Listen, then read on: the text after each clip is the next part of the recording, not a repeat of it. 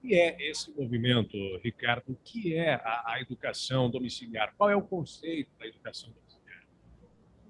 Essa pergunta talvez seja a mais importante de todas, porque muitas oposições à educação domiciliar, elas ocorrem justamente por desconhecer de fato o que é educação domiciliar. Afinal, que loucura é essa de tirar a criança da escola?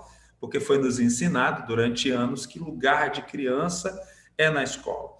Na verdade, a educação domiciliar nada mais é que uma modalidade de educação. A educação escolar é uma modalidade de educação, a educação à distância, que nós conhecemos pela sigla EAD, é uma modalidade de educação, e a educação domiciliar também é uma modalidade de educação reconhecida ou regulamentada em mais de 60 países no mundo todo, de todos os continentes. Nos 5 continentes, temos países que regulamentaram a educação domiciliar. E ela ocorre quando os pais decidem assumir o controle do processo global de educação dos filhos. Para a gente explicar isso melhor, de forma objetiva, para os seus ouvintes, é o seguinte: antes da escola e da escolarização se tornarem obrigatórias, eram os pais que ensinavam os filhos. Aí veio a Revolução Francesa, veio os ideais do iluminismo, a própria Revolução Industrial, e a escola e a escolarização se tornaram obrigatórias. Claro, veio o mercado de trabalho, enfim. Mas antes disso, eram os pais que ensinavam aos filhos, ou contratavam tutores, às vezes. E aí, nossa sociedade fez uma espécie de divisão de papéis, Guilherme, onde a família continua ensinando valores, crenças, hábitos aos filhos, e a outra parte da educação, que nós vamos chamar de saber formal, ou saber acadêmico, aquele saber que vem dos livros, essa ficou a cargo de instituições próprias, que nós chamamos de escolas, onde supostamente teriam ou têm pessoas mais capacitadas, que nós chamamos de mestres ou professores. Na educação domiciliar, essa parte da educação, esse saber formal que estava a cargo da escola, os pais retomam. Eles não são necessariamente os professores dos filhos. Podem ser sim, mas não necessariamente são. Mas são facilitadores entre os filhos e o conhecimento. Eu falo não apenas como presidente de uma associação, como representante de milhares de famílias no Brasil inteiro. Falo como pai educador, que também tirei meus filhos da escola há mais ou menos 12 anos atrás, e hoje eles estão na universidade, no mercado de trabalho, estão produtivos, estão sociáveis, estão felizes, inseridos, né, sem nenhum problema com socialização, que eu imagino que é uma das perguntas que devem ser feitas a mim, mas a educação domiciliar é uma modalidade. Em todos esses países onde ela foi regulamentada, a escola só se fortaleceu, ela não é um movimento anti-escola, nem contra a escola, é apenas falar de direito, de garantia de liberdade, nem é uma questão pedagógica, ô Guilherme, porque a Declaração Universal dos Direitos Humanos, no seu artigo 26, ela diz que os pais têm o direito de escolha do gênero de instrução a ser ministrado aos seus filhos. A educação domiciliar é um gênero de instrução. Pois é, bom, como você coloca, né, nós somos acostumados a ter a visão, né, de que a criança, o adolescente tem que estar na escola, e estando na escola ele vai ter ali, vai estar aprendendo ou estudando diversas disciplinas, né, desde a matemática, o português, vai ter a educação física, o inglês, a educação artística, física, química. A educação domiciliar, ela consegue abranger todas essas áreas do conhecimento nessa modalidade, Ricardo? Sim, meu caro, consegue e ela vai além do currículo escolar. Essa é uma pergunta importante também, porque, na verdade, o que ocorre é o seguinte: os pais têm alguns trunfos em relação ao nosso modelo escolar, certo? Um deles é o atendimento personalizado, ou seja, cada criança nasce, cada indivíduo nasce com uma inclinação natural, com um dom, com um talento, né? Você tem um talento com a sua voz, com o seu poder de comunicação, que talvez hoje não tem. Por isso você é radialista e outros são engenheiros, outros são médicos, outros são mecânicos, enfim. E, logicamente, o ambiente da casa é um ambiente onde os pais, por terem um número menor de crianças do que um professor tem numa sala, geralmente com 30, com 40, e isso que eu estou falando é uma fala da própria pedagogia, você tem em casa uma amplitude muito maior de conteúdos para poder estudar. Por quê? Porque você consegue trabalhar um conteúdo com seu filho, por exemplo, que na escola se levaria 4 horas para ele aprender, você consegue trabalhar, às vezes, em 40, 50 minutos. Então, se aprende até muito mais nesse sentido, ou seja, se apreende muito mais conteúdo, tá? Nesse aspecto, como eu lhe disse, ó, a minha filha entrou na faculdade aos 16 anos. E, assim, uma das coisas que a educação domiciliar ela devolve à criança é o prazer de aprender e o gosto pelos estudos, entre outros benefícios. Então, assim, contempla sim. É bom a gente lembrar o seguinte, olha, nós estamos criando crianças nascidas no cativeiro do Google, certo? Nossos filhos são crianças nascidas no cativeiro do Google. Nós estamos educando eles para uma geração que a gente nem sabe direito como vai ser. E nós não podemos achar que, na mesma sala de aula do século XVIII, aqui vai uma crítica à escola, a gente pode educar essas crianças achando que esse modelo que está aí, que já está condenado, ele é um modelo que a gente vai continuar educando. Tá? Então, vamos pensar o seguinte, às vezes a gente precisa pensar um pouco fora da caixa. E aqui, mais uma vez, eu lhe digo que não somos contra a escola, não queremos que a escola acabe. Nos países onde a educação domiciliar foi regulamentada, na maioria deles tem as chamadas escolas guarda-chuva, nos Estados Unidos eles chamam de escolas umbrella, onde a escola ela também ajuda a família com material didático e tal, e a criança, às vezes, ali, naquele ambiente de casa, ela acaba indo melhor, tá? Então, é sempre uma opção. Então, nós precisamos entender se, por exemplo, se você pega um piloto de avião lá da época, logo após a invenção, logo após o trabalho do Santos Dumont, quando as primeiras aeronaves surgiram, pegue um piloto de avião daquela época e traga ele hoje, coloque ele dentro do cockpit de um 747, ele não sabe o que fazer. Pegue um engenheiro do século XVIII e coloque ele diante de um AutoCAD, um arquiteto, para ele entender os novos processos de construção civil, ele não vai saber o que fazer. Ou pegue um médico do século XVIII e coloque ele no moderno centro cirúrgico, onde, às vezes, o médico opera o paciente com um mouse apenas. Ele não vai saber o que fazer, mas se você pegar um professor do século XVIII e colocar ele dentro da sala de aula de hoje, ele vai se sentir em casa. Carteiras enfileiradas, um quadro, o giz, a carteira dele, um olhando para a nuca do outro.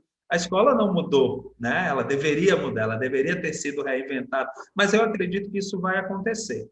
Então, a educação domiciliar ela é uma modalidade na qual é possível se trabalhar de forma personalizada, desenvolvendo talentos, dons, aptidões da criança. E, logicamente, os resultados acadêmicos, os estudos mostram que eles vão de 15% a 30% superiores aos alunos de educação escolar. Mas isso por quê? Porque o ambiente de casa, muitas vezes, dá essa liberdade para a criança acertar, para a criança errar, para a criança avançar nisso tudo. E hoje nós temos recursos diversos. Hoje em dia, se você abre a internet, tem muito lixo na internet, mas se você abre a internet hoje, por exemplo, o que você vai ver lá? Tem conteúdo para todos os gostos e bolsos. Se você não tiver um tostão, você entra numa dessas plataformas como o YouTube e procura um assunto lá que você tem uma videoaula gratuita. Então, hoje em dia, a gente não pode mais pensar só que a sala de aula é o único lugar onde se pode transmitir conhecimento ou aprender alguma coisa. Você coloca, né, Ricardo, que como presidente, né, da Associação Nacional de Educação Domiciliar, você representa milhares de famílias que adotam essa modalidade de ensino. Você teria hoje um número de quantas famílias no Brasil adotam a educação domiciliar? Olha, falar de números não é fácil, porque nós temos as famílias que a gente sabe que existem e temos as famílias que estão escondidas, temendo denúncias e processos.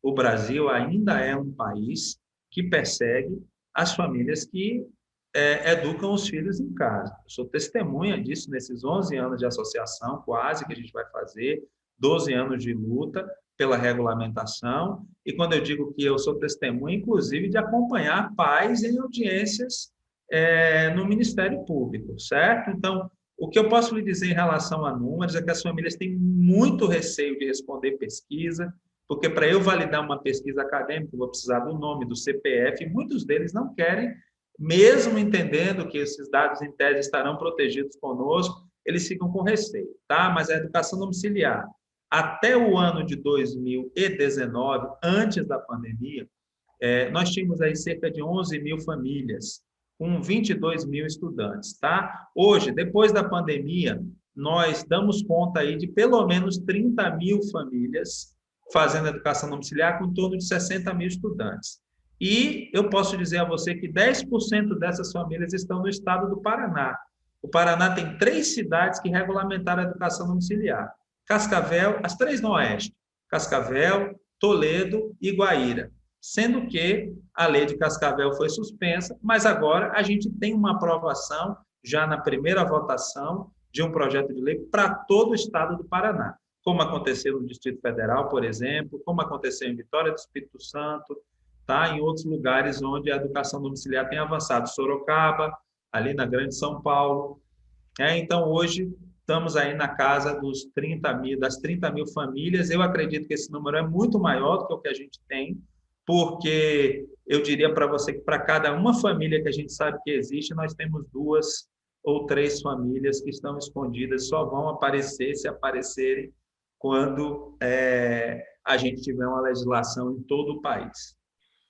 Eu já vou entrar nessa questão da regulamentação de nível nacional, mas eu queria voltar na questão mais, digamos, pedagógica. Aqueles pais que optem por adotar a educação domiciliar com os seus filhos, esses pais eles precisam de alguma preparação para poder, né, levar aí o ensino para dentro da sua casa, para os seus próprios filhos?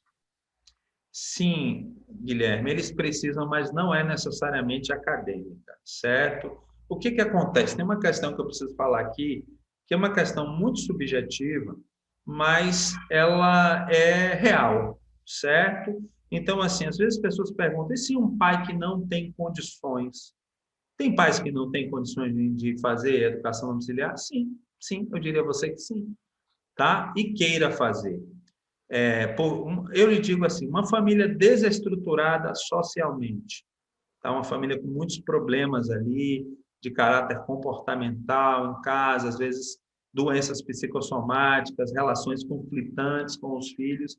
Essa família não quer homeschooling, não conheço uma que quer. E olha que conheço família, viu? Aqui.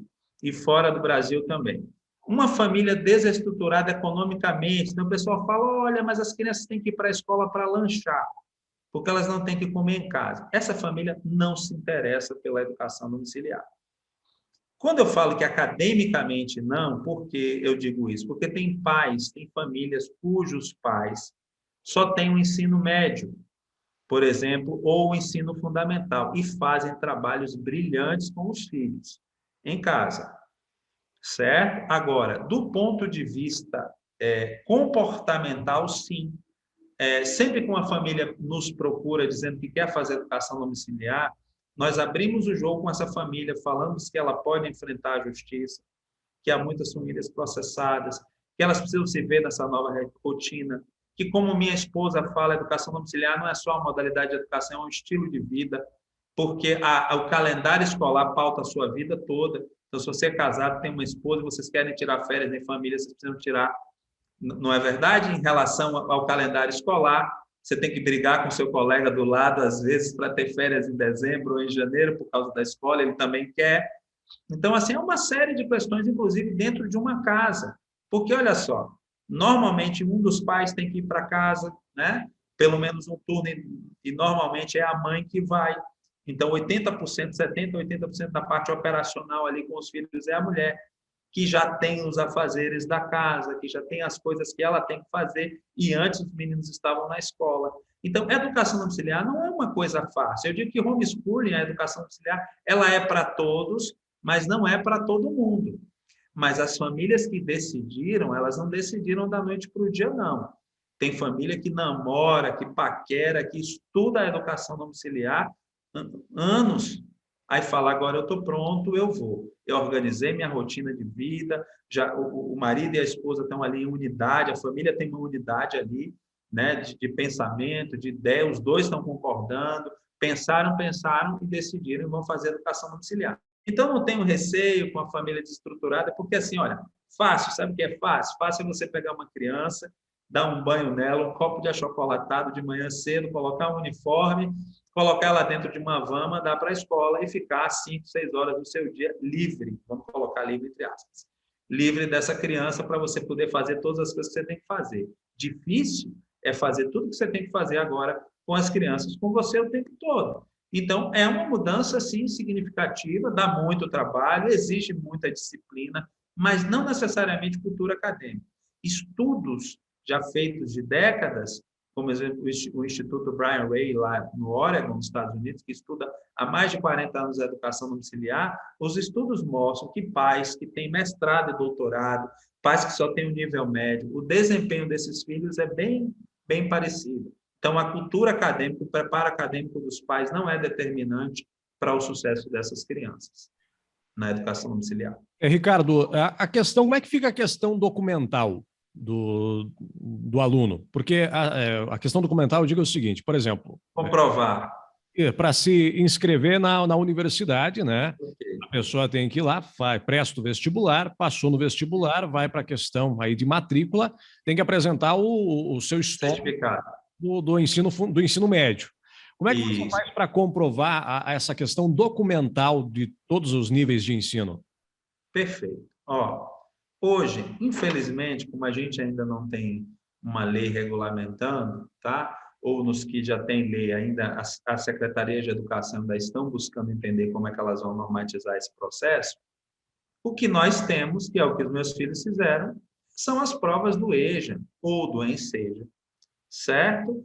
A minha filha, em 2014, ela fez o Enem, né? E ela foi aprovada no Enem e foi aprovada em 2 vestibulares. Então, ou a família, quando a criança um adolescente ali faz 15 anos, você já pode colocar ele num supletivo, numa suplência. Aqui no Paraná tem um instituto, né, o CEBEJA, né, aqueles que não querem pagar e tal, porque tem supletivos privados que você pode pagar e fazer uma prova também, que são validados pelo MEC. Fez 15 anos, faz as provas do ensino fundamental. Fez 18, faz as provas do ensino médio. Às vezes dá tempo fazer ali a prova do ENSEJA, que é uma vez por ano, mas, por exemplo, o jovem fez 18 anos em outubro, a prova do ENSEJA foi em setembro, e ele quer fazer vestibular, ele vai no CEBEJA, marca as provas do EJA, então ele procura um curso supletivo privado, marca as provas, faz. Eu preciso lhe dizer que os homeschoolers, os alunos de educação domiciliar, têm 100% de aprovação nessas provas, eles vão muito bem,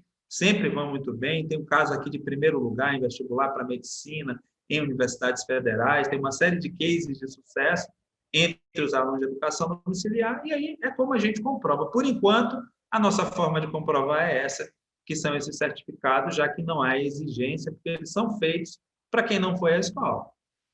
Mas agora entrando na questão da regulação, né, da regulamentação. Em nível nacional ainda não há, né, essa regulamentação, como você coloca, alguns municípios adotam legislações próprias. No estado do Paraná, essa discussão, né, de uma regulamentação estadual. Em nível nacional, o que está sendo discutido? Há possibilidade dessa regulamentação em todo o país, junto ao Ministério da Educação? Sim, nós estamos num momento muito mais perto agora do que já tivemos em qualquer outra época de se regulamentar a educação domiciliar no Brasil. É preciso lembrar o seguinte: hoje nós temos um presidente que apoia o homeschooling.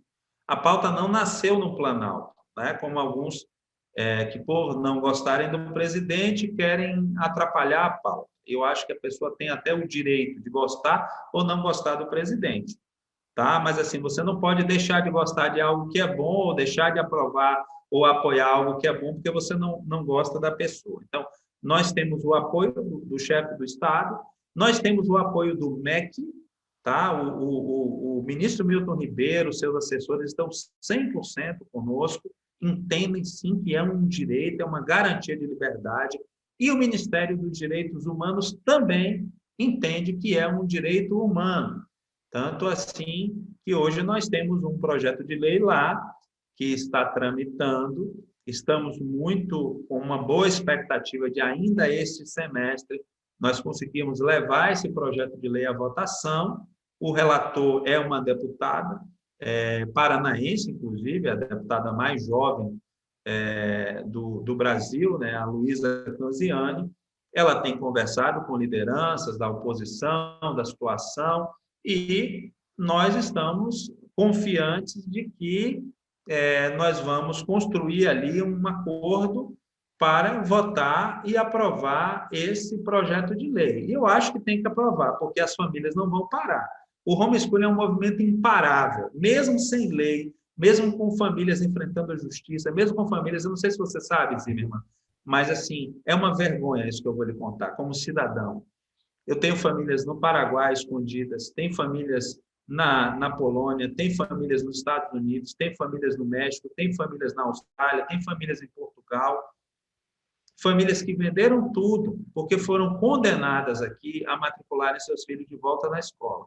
E elas estavam tão convictas que a educação domiciliar é o melhor para os seus filhos, que elas resolveram não se submeter a essa ordem judicial e deixaram o país para poder educar seus filhos da forma que querem. E tem uma coisa que isso nós não abrimos mão. Tem uma coisa que eu preciso dizer isso ao judiciário, eu tenho dito, mas eu preciso repetir isso, que é o seguinte: precisamos acabar com a presunção de má-fé sobre as famílias. Nenhuma família, nenhum pai, em sã consciência, tira o filho de uma situação melhor para uma situação pior. Quando um pai decide tirar um filho, esse pai tem a prioridade de escolha, porque nós sabemos, está inclusive isso no imaginário coletivo, isso é doutrina em direito, nós sabemos que os pais sempre querem o melhor para os seus filhos. Tem pais maus? Sim, tem pais abusadores, tem pais drogados, tem pais pedófilos, eu sei de tudo isso. Esses aí não querem saber de educação domiciliar. Esses aí, se possível, escolhem de tempo integral. Esses não se preocupam com os filhos, esses não se interessam. E, por outro lado, eu não posso deixar de dar o direito a pessoas de bem, porque você tem pessoas que supostamente não estariam preparadas, tá? Então, era como se eu dissesse assim, olha, o Brasil é um país que ainda mata muito no trânsito, tem sempre me permito usar essa palavra, tem sempre um imbecil atrás de um volante, um criminoso, e, por causa disso, o Detran agora vai acabar com esse negócio de carteira de habilitação. Ninguém mais vai ser habilitado a partir de hoje, porque temos péssimos motoristas. Né? Assim, todo mundo consideraria isso um absurdo. A gente vê o homeschooling da mesma forma. Deixar de dar o direito a uma família que entende e que quer fazer, em detrimento de uma minoria que poderia utilizar a educação domiciliar para desrespeitar os direitos da criança e do adolescente, isso é insano. Pois é, nesse ponto, uma das críticas de quem é contrário ao ensino ou à educação domiciliar é de que, muitas vezes, casos, né, de abusos contra as crianças, eles são denunciados através da escola, através dos professores que têm um contato com a criança, e de que a educação domiciliar propiciaria, né, em alguns casos, obviamente, não em todos, não generalizando, mas em alguns casos a educação domiciliar propiciaria a continuidade desses abusos sem que as autoridades tomassem conhecimento. Como é que você responde a essa crítica? Respondo essa crítica de uma forma fria e calculista. Nós somos passionais, os números não. Tá? Estudos mostram que quase 40% de quem denuncia abuso contra criança e adolescente é a mãe. Depois a própria vítima, com 21%, depois vizinhos. A escola, junto com outras instituições, está ali no percentual de 6%. 6% a escola, delegacia de polícia, uma série de outros lugares, tá? Disque 100. Então, assim, a escola pode denunciar? Pode. Mas em que momento a escola vai fazer isso? Quando há uma atenção para um comportamento estranho de uma criança, quando uma professora ou um auxiliar de classe leva um menino, por exemplo, para fazer uma necessidade num sanitário, e ao despir aquela criança, ela vê alguma marca.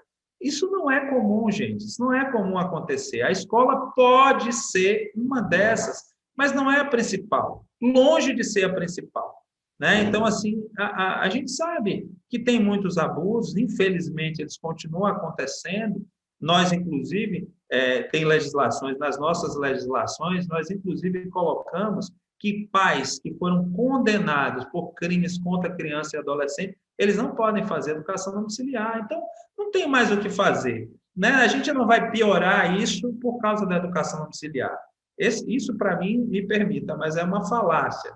É uma crítica de quem não conhece a questão. Não vamos melhorar isso, nem vamos piorar o que já está, porque tem famílias de bem que querem cuidar dos seus filhos. Outro ponto, a questão da socialização, como você citou no início, muitos, né, colocam que a escola é o início da vida da criança em sociedade, né? Todo mundo tem aquela memória afetiva do seu amiguinho lá da pré-escola, da sua primeira professora, de boas recordações do período em que esteve aí, né, na escola, no ensino fundamental, no ensino médio, e de que o ensino, a educação domiciliar estaria tirando, né, essa vivência do aluno. Como é que você responde também a isso, Ricardo? Bom, essa pergunta é boa, né? Se você não me fizesse essa pergunta, eu ia achar que a entrevista não estava completa. 11 a cada 10 nos perguntam sobre socialização. Olha só, Guilherme, nós precisamos, assim, até nossa sociedade, nós precisamos, assim, nos despir das nossas hipocrisias. Primeiramente, a escola é um espaço que pode socializar, sim, mas o que a pedagogia fala da socialização escolar? A socialização escolar é uma socialização pobre, começa por aí, que você pega uma criança de 7 anos e coloca ela junto de outras 30 crianças também de 7 anos, da mesma classe social, cultural e econômica, seja numa escola rica de um grande centro urbano, numa escola pobre de uma periferia, tá? Não tem jeito. E essa socialização com os pares, ela não agrega a pedagogia. Estou tomando uma fala emprestada da pedagogia. Segundo, a socialização da escola ela é pobre também porque ela é restrita a 20, 30 minutos de intervalo. Ou as crianças podem se socializar em sala durante a aula, ou o professor vai dizer, olha, silêncio, porque eu preciso transmitir aqui o meu assunto. Então, a gente precisa entender também qual é o espaço de socialização da escola. Eu diria a você, fizemos um estudo em 2016 que diz que 25% dos pais no Brasil retiram os filhos da escola pela má socialização escolar. Má socialização é essa, por quê? Por conta dos pais muito, eu diria, aborrecidos algumas vezes, preocupados com as pressões sociais inadequadas, porque pressões sociais sempre vamos ter, bullying, violência, muitas vezes assim, um ambiente escolar é um ambiente às vezes muito nocivo. Então, quando em outras gestões, por exemplo, uma vez o ministro da Educação falou para a gente, numa conversa com o MEC, foi nos dito que a escola é o espaço da convivência, do aprendizado lúdico, do exercício da tolerância, das harmonias da relação. Aí eu falei, pera lá um pouquinho, tá? Ok. A escola deveria ser isso aí, mas ela não é. Se a escola fosse isso, talvez meus filhos estivessem lá, teriam ficado lá. Entende? Então, a gente precisa entender também, não vamos comparar a socialização da educação domiciliar com a socialização da escola ideal. Essa daí é a escola ideal, não é a escola real. A escola real não é essa, né? São dezenas e dezenas de pais que nos procuram todos os dias.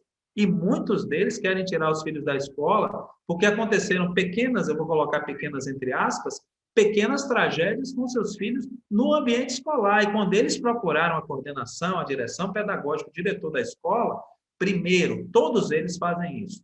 Primeiro tentaram proteger a reputação da escola. Depois, se der tempo, aí a gente tenta proteger a integridade física, psicológica, moral daquela criança, daquele adolescente. Então, pera lá, a escola pode socializar? Ok, não tem problema. Mas a socialização escolar hoje não é uma boa socialização. Por outro lado, os homeschoolers, os alunos de educação domiciliar, eles são socializados completamente, até porque nós temos grupos de apoio. Então, assim, ó, essas crianças elas frequentam parques, praças, bibliotecas, museus, elas fazem excursão. Sabe o que acontece? Antes, estava tudo a carga da escola. Seu filho chega com um bilhete em casa dizendo assim, papai, a escola mandou você mandar um dinheiro porque vai ter uma excursão para a gente conhecer Itaipu.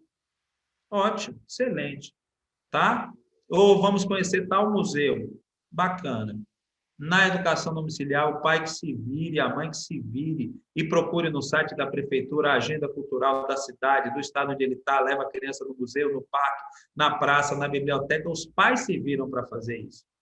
Né? Por isso que eu disse que assim é mais complicado, é muito mais complexo de fazer. Meus filhos, na época eu morava na região metropolitana de Belo Horizonte, em Contagem, ali em Minas Gerais, e eu lembro que eles esgotaram os livros da biblioteca de Contagem em um ano, porque os livros que eles podiam ler, eles leram todos. Né? Tinha alguns que a gente não permitia porque o tema não era adequado para a idade deles, mas que eles chegou uma época que a bibliotecária falou, nossa, vocês já leram todos os livros que podiam ler aqui. Então, assim, isso fica a cargo realmente dos pais, né, de promoverem biblioteca pública. Eles fizeram curso de música na prefeitura, fizeram curso de fotografia gratuito que tinha, e as pessoas de escola perguntam, olha, como você conseguiu um curso gratuito? Eu falei, a prefeitura dá esse curso. Sério? Não sabia. Aqui? Eu falei, sim, você é nativo daqui, deveria saber. Mas os pais que têm filho na escola, eles terceirizam isso. Né? E nós nos encontramos, temos encontros de famílias educadoras, sempre com objetivo pedagógico, e essas crianças se encontram com crianças que também fazem educação domiciliar. Nossos filhos têm primos, têm amigos, têm vizinhos, são crianças que se socializam o tempo todo. Última pergunta para a gente finalizar nossa conversa aqui. Obviamente, teríamos vários outros pontos a serem considerados. Já fica o convite aí para uma próxima oportunidade, Ricardo. Mas como dissociar a discussão técnica, pedagógica, em torno do ensino domiciliar, da questão política? Por que eu te pergunto? Porque o que a gente percebe, tem visto, é que um agente político A apoia o ensino domiciliar, a educação domiciliar, e várias pessoas, porque gostam do político A, apoiam o ensino domiciliar sem se ater, sem procurar o que realmente é a educação domiciliar. Da mesma forma que as pessoas que são contra o político A ou a favor de um político B são simplesmente contrários à educação domiciliar, também muitas vezes sem realmente saber o que é a educação, o ensino domiciliar. Como dissociar essa parte técnica da discussão política que nós estamos vivendo em efervescência na atualidade? Ok, isso não é uma coisa fácil de se fazer. Tem duas coisas que a gente precisa fazer para dissociar. A primeira delas, a gente já tem feito, que é um trabalho de formiguinha. Olha só, um grande inimigo nosso é o paradigma da escola. A escola, esse paradigma, ele é invisível, mas ele está dentro de nós. Eu estava no aeroporto de Vitória, no Espírito Santo, esperando um voo e, de repente, a locutora da Infraero falou assim, ela anunciou a chegada de uma aeronave, falou de um voo que ia sair e depois ela disse, lugar de criança é na escola.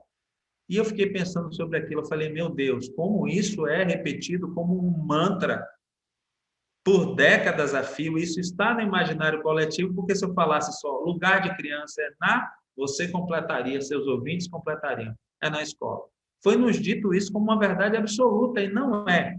Então, a gente entende que muita gente tem isso no inconsciente, e é uma loucura tirar a criança de escola, coisa de gente leviana e irresponsável. Então, assim, nós temos feito isso, inclusive, com a academia, que tem uma série de preconceitos. Então, quando um promotor coloca o dedo na cara de uma mãe, de um pai, e fala, seus filhos são do Estado, ele acha que ele só é promotor de justiça porque ele foi à escola, entende? E ele tem essa recordação que você fala, da escola, do primeiro professor e tal, nossa geração tem. A geração dos nossos filhos não vai ter. A escola não é mais como a escola de 30 anos atrás, nem de 20 anos atrás, ninguém se engana. Então, o primeiro trabalho é esse, nós precisamos divulgar a educação domiciliar e dizer o que de fato ela é, porque ao longo desses 11 anos, muitas pessoas foram convencidas do contrário, inclusive eu. A começar em mim, que até 2008, 2009, eu achava isso uma loucura. Eu nunca pensei que eu fosse nem tirar meus filhos da escola e nunca pensei que eu fosse ser presidente de uma associação representando famílias. E a segunda coisa é o seguinte: nós precisamos tirar a educação domiciliar dessa discussão tola, infrutífera, ridícula, sobre condição dos pais, sobre socialização. Se me permita, eu não estou fazendo nenhuma crítica à entrevista, porque esse tipo de pergunta eu estou acostumado, eu respondo essas perguntas há 11 anos e respondo com o maior prazer, porque tem pessoas que ainda não sabem. Mas a educação domiciliar é um movimento que já cresceu muito, muito mesmo. Ela cresce uma taxa de 55% ao mês. Então, se somos 30 hoje, desculpe, 55% ao ano, perdão. Se somos 30 mil hoje, no ano que vem possamos ser 45 mil. A pandemia mostrou isso. Quantas famílias me ligaram e falaram, eu quero fazer homeschooling. Mas eu falei, mas por quê? Porque na pandemia, com meu filho em casa, eu descobri que ele aprende mais e melhor. E qual é o problema disso? Outra criança vai aprender na escola. Então, a gente precisa parar com essa discussão política tola. Se não gosta do presidente, ou não gosta do ministro da Educação, você, no mínimo, tem a responsabilidade de ouvir, entender o que é e apoiar essa minoria que está pedindo por um direito. Muito claro, porque os grandes opositores da educação domiciliar são aqueles que falam em minorias e em direitos humanos. E nós somos uma minoria que está buscando um direito humano e eles não querem nos dar. Então, assim, não faz sentido isso. Entende? Então, eu acho que essas duas coisas, elas seriam muito importantes. Eu penso que a educação domiciliar, a regulamentação é uma questão de quando, não é mais uma questão de se vamos regulamentar, é quando e como.